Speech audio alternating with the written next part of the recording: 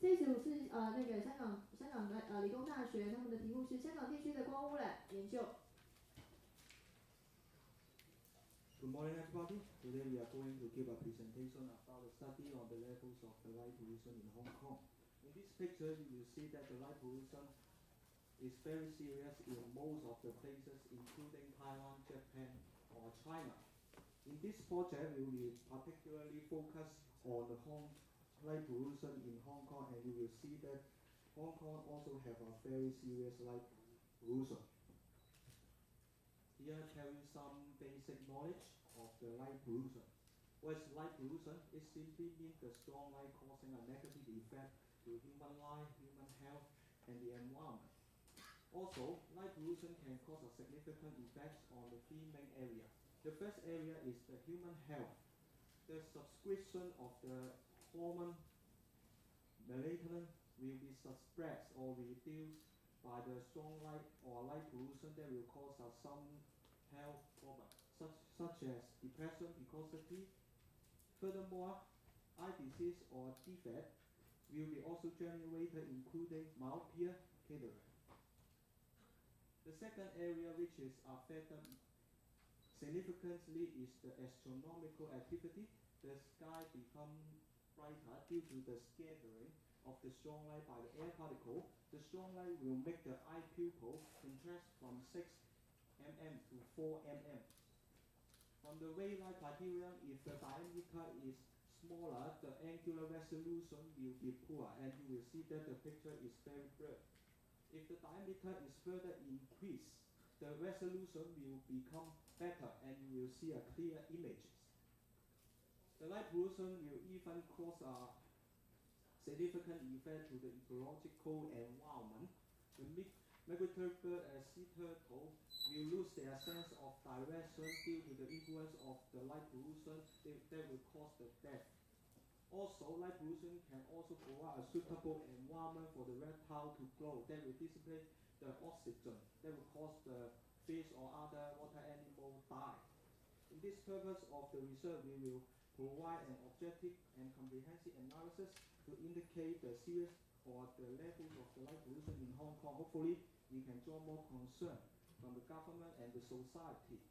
Here I tell you some basic principle of the experiment. Radiometry is related to the actual light intensity, but for the photometry, it is related to the subjective light intensity. The real light intensity is not equal to the photometric intensity because our human eye does not respond equally to different wavelengths of light. And you will see that our human eye will be the most sensitive in the green light region, but the sensitivity will continuously go to zero when going toward the red light region or violet light region. With the same actual light intensity, you will see that the subjective brightness of the green light region will be highest when compared to that of other wavelengths of light. So radiometry can only represent the objective intensity but not the sensitivity of the human eye. So it is not suitable to apply the radiometry into the research which is related to the human eye sensitivity. But for the photometry, it totally considers the eye sensitivity, so it is suitable in this research. In this project, we will explore a photometric quantity illuminance. It will be used to describe the subjective brightness of the light perceived by human eyes. But what is illuminance? Illuminance is the luminous flux per unit area. The unit is lux. But furthermore, what is luminous flux? Luminous flux can be expressed by the following equation. The P lambda is the power density, the lambda is the wavelength of light. If we take an integration of the P lambda and D lambda, we will obtain the real or objective optical power. If you multiply the sensitivity factor of the human eyes into that integration, you will obtain the subjective optical power. After calculating the luminous flux, if we divide the luminous flux by the area, you will obtain the illuminance. But how to understand lux? One lux is the subjective brightness perceived by the human eyes when a candle is 1 meter away from our human eyes. In this project, we will compare the measured illuminance of the environment with the international light standard 25 lux established by the International Commission on Illumination. If the measured illuminance of the environment exceeds 25 lux, the light pollution will exist. After the comparison, we will know the extent of the light pollution in Hong Kong. But how to understand 25 lux? 25 lux by real measurement of using Pasco light level sensor. 25 lux can be regarded as the brightness received by the light sensor when it is 2.28 meter away from a 40 watt light bulb. Here is our apparatus. The Pasco light level sensor is used for measuring the illuminance of the environment. For the red power USB spectrometer, it is used to measure the light spectrum of the environment. The last one is the Pasco Spark learning system. It functions as a computer for capturing or displaying the data. The second part will be passed to my partner to tell something about the result. And we have visited 32 places in Hong Kong, and there are two categories of places. The first category is the urban places, while the second category is the suburban places. And there are 18 places exceeds the illuminance of 25 lux, which is 56.25%. And the red balls are the places we visited in Hong Kong. And for urban places, there are 4 districts, including Mongkok, Tsui, Yuen Long, and Tsui.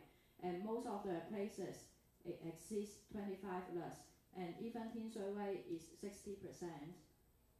And for suburban places, we visited Tsim, Sai Kung, Fan Nan, and Tai Po, and only one of the places in each district exceeds 25 lux, and which is far lower than the urban places.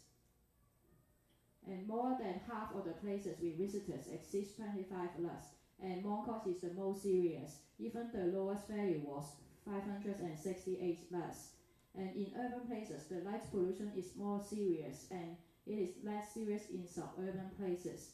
And the light pollution source is mostly the neon signs, and the neon signs are turned on even at midnight.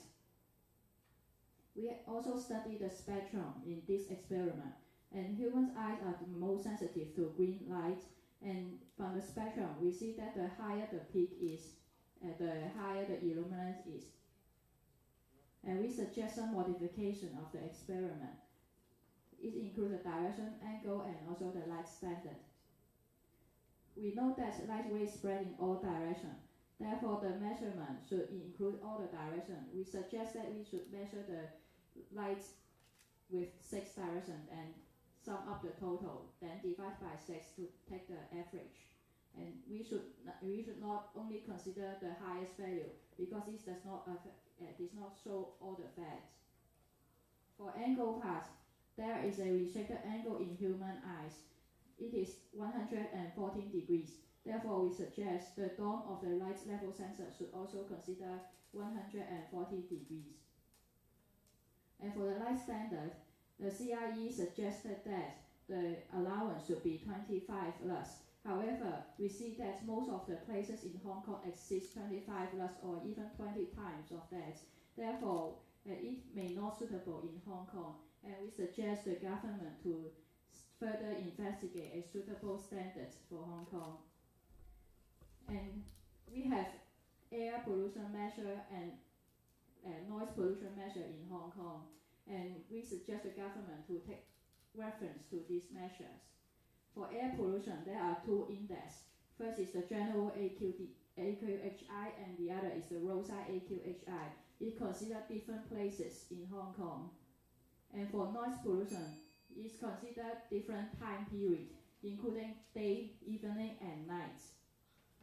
And for special cases such as prowling, it is not allowed during the prohibited period, which is 7 p.m. to 7 a.m. And this period is for people to rest. Therefore, some special activity cannot be operated in this period.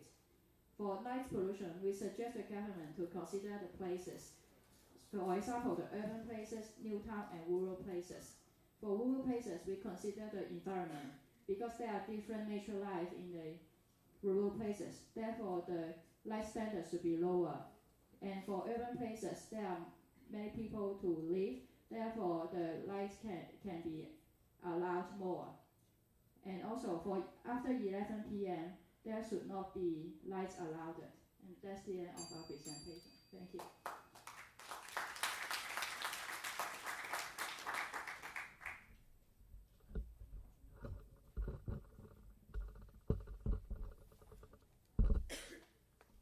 One question. Could you demonstrate how to use the as a light level sensor to measure the light, and how do you to modify the direction and the angle for us now? It doesn't matter well. Yes, just do that. And this is the light level sensor. And we can, for example, take that light as measurement.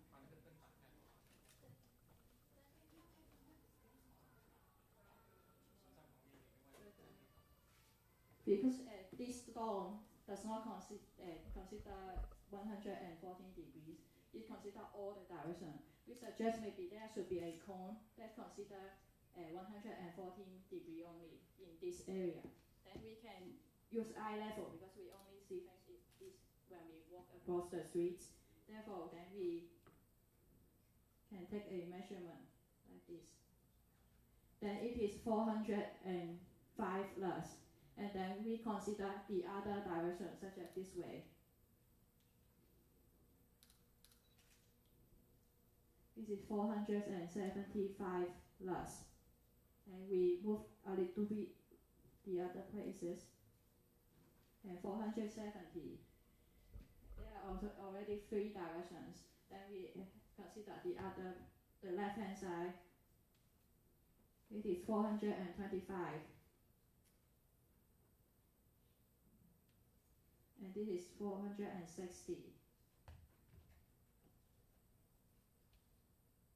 And now it is 425. Then we can sum up the results and take an average of the 6 directions. Then we can know that for this kind of lights, when it is spread this way, then we can get a more accurate result that affects ourselves. Okay. You just said you'll find 24 places to measure the pollution, right? In Hong Kong? We have visited 32 places. 32? Yeah. Do you think it's enough? And if there are more data, then Yes. it will be more accurate. But we consider the places according to different factors. For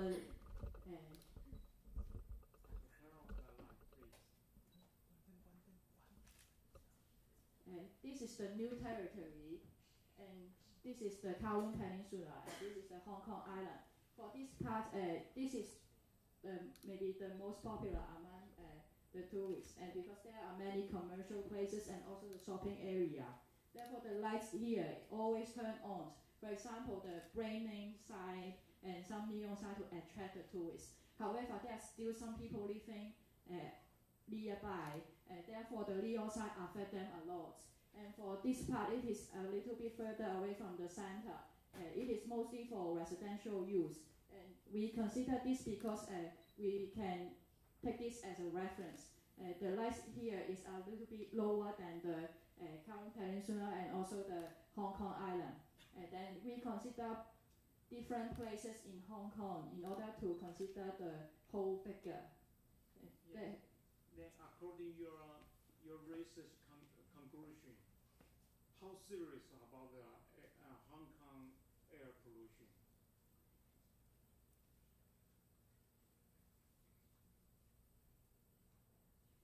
We consider this one.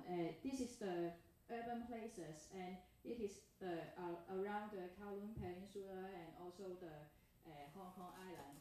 It is most of them exist 100%.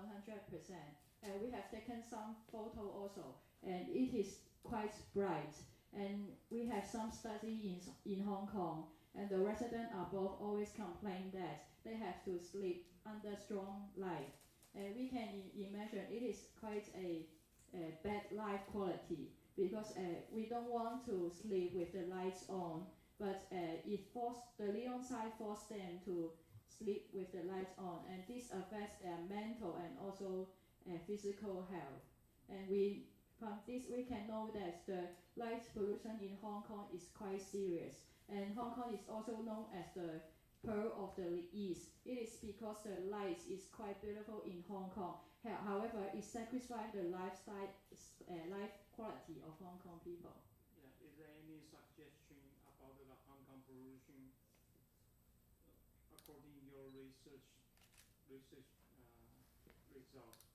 We suggest the government to promote a prohibited period because we can never force the shops to close the light all the time because they have to do their business. Therefore, we should strike a balance between the shop owners and also the people living near the shops. Therefore, maybe after 11 p.m., people have to sleep and rest, and the shop should lower the light intensity or even close the light that is not necessary. Well, I hope so. Thank you. Thank you. 好，谢谢你哈，Thank you。